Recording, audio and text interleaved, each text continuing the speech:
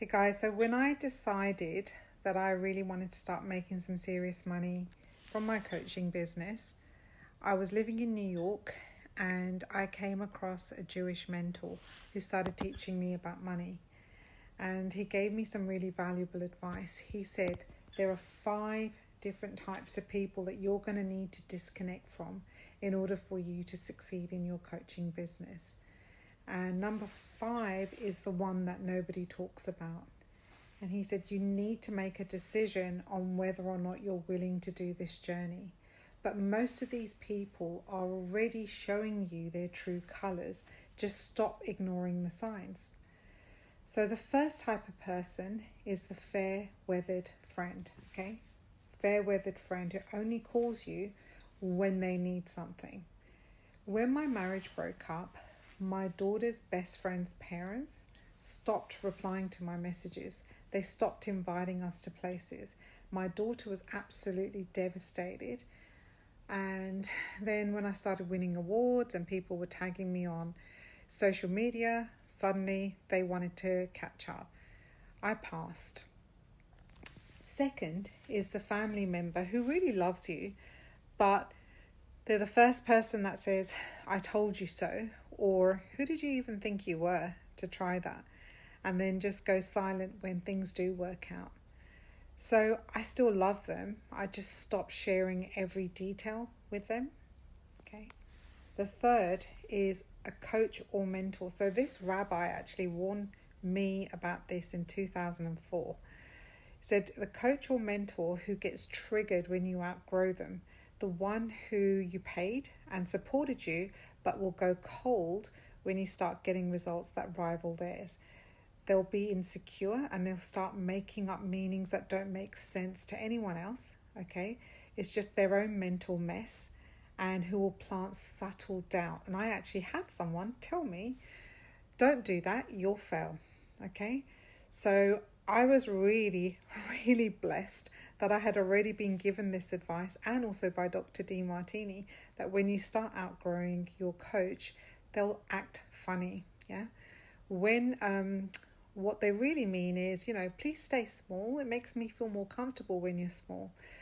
And here's a telling sign.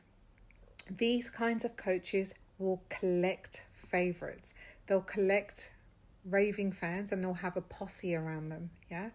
But what they don't understand is divine order and the spiritual laws, that whoever puts you on a pedestal today will throw you in the pit tomorrow. It's the same hand. And they can get really nasty. Meltdowns, emotionally flooded messages, emails, voice notes.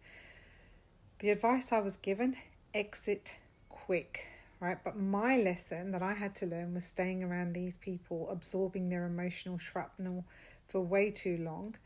I wish I had implemented the rabbi's information and advice straight away. The coaches that are really worth your loyalty are a very different breed. Okay, they understand energetics, they understand divine order, and that your growth doesn't threaten them. Yeah, it confirms them. They'll work harder on themselves than anything else. It's very rare. Okay. Number four. Now, he didn't know the word influencers at the time, but he said anyone that makes you feel bad, right?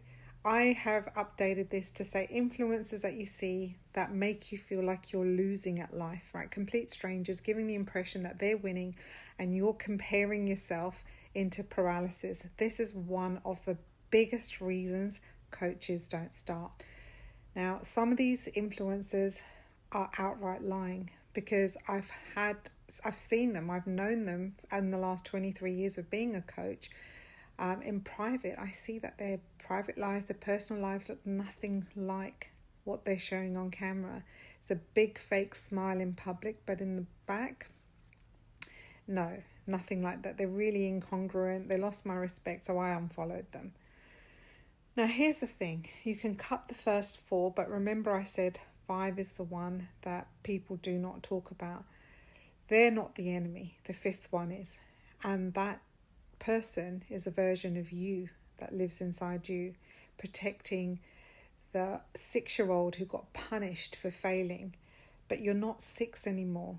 You're an adult. That's the voice that's going to tell you don't take a risk, make excuses, protect yourself, don't try.